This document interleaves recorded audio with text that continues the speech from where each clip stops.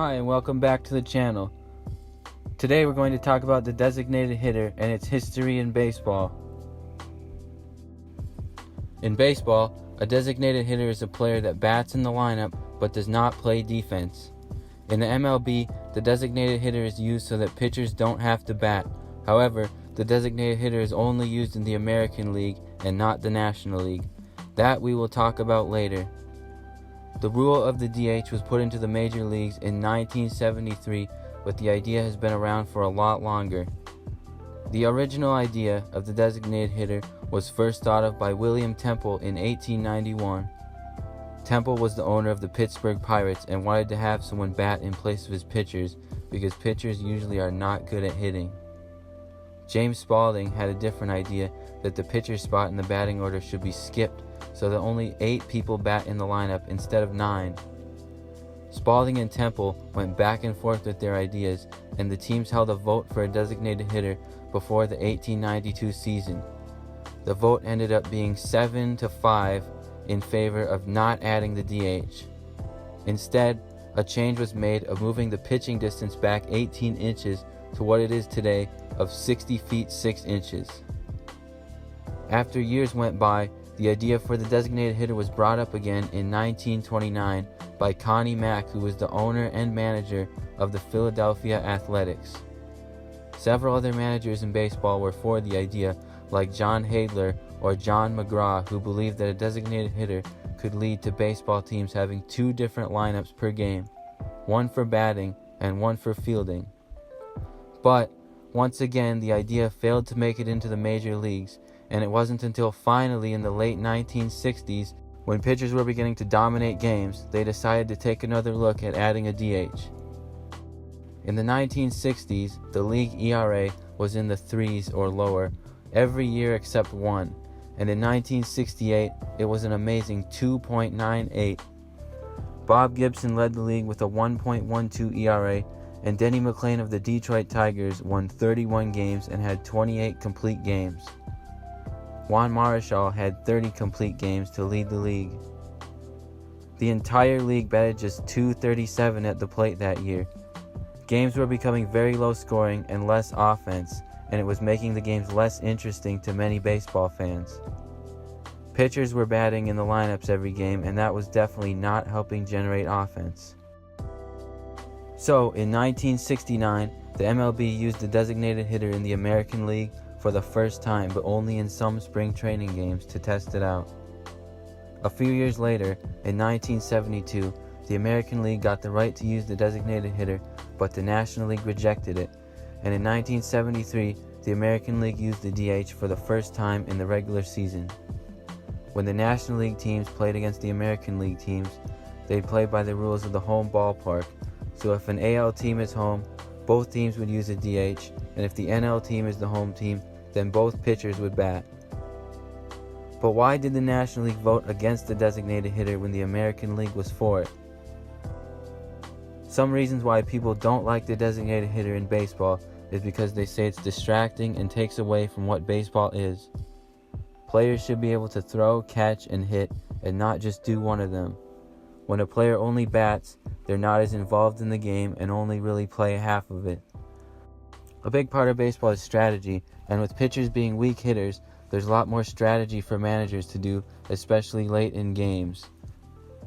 In the American League, you don't see as many pinch hitters or bunts, and that is because designated hitters are in the American League. Many pitchers are good hitters as well, like Madison Bumgarner and Zach Greinke. They enjoy hitting and being involved in the game and can help themselves at the plate. Pitchers batting can be an interesting thing to watch as well because of their weak hitting. They can look silly at the plate at times, and when they do succeed, it's more exciting, like when Bartolo Colon hit a home run in May of 2016. Looking for his first hit of the year. He drives one, deep left field. That goes Upton, back near the wall. It's out of here! Bartolo has done it!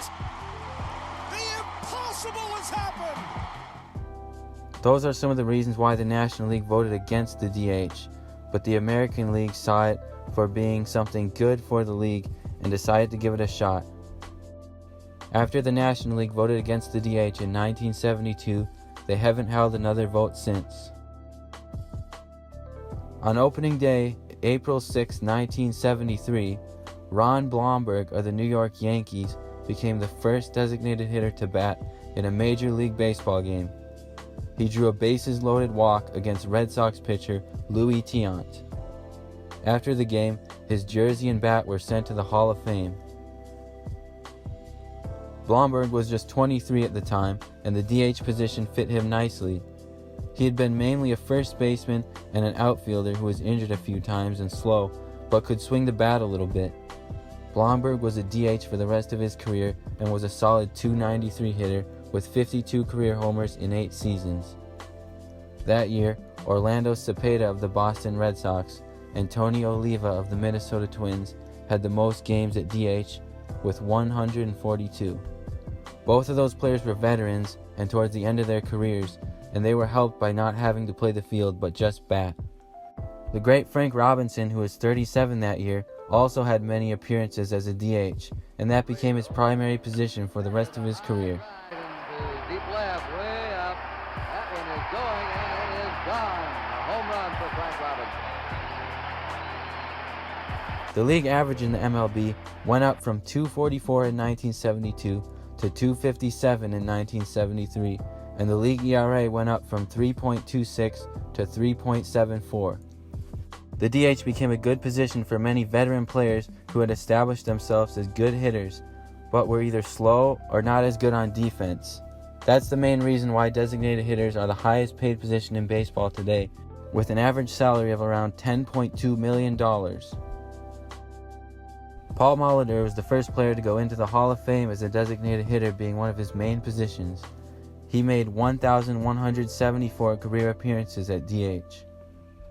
He started his career in the late 1970s as an infielder, but also spent time at DH, and in 1991, designated hitter became his main position until his career ended in 1998. He ended with 234 career home runs and a .306 batting average. Some of the great designated hitters throughout the years were Cecil Fielder, who hit 319 home runs and was a great power hitter of the 1980s and 90s. He spent many games at DH. Party out in the parking lot. Oh, look at this. Forget it. That might be out of the whole stadium. It may be. It is. They went out everywhere. Right on over the top. Frank Thomas, who they called the Big Hurt, made the Hall of Fame playing almost all the games late in his career at DH because of his strong batting ability. Jim Thome hit 612 career home runs and is another player in the Hall of Fame. He played first base early in his career with the Phillies and was a DH late in his career as well when he was in the American League with the Cleveland Indians, Chicago White Sox, and Minnesota Twins. Oh my goodness gracious. Off the top of the American flagpole. Edgar Martinez is the latest player to make the Hall of Fame as a designated hitter in 2019. Martinez played for the Seattle Mariners his entire career from 1987 to 2004 and spent 6 of his 7 All-Star seasons with designated hitter as his main position. He hit an amazing .356 in 1995 and ended his career with a .312 batting average. In recent years, players like David Ortiz, Nelson Cruz, and Edwin Encarnacion are some of the best DHs in the league.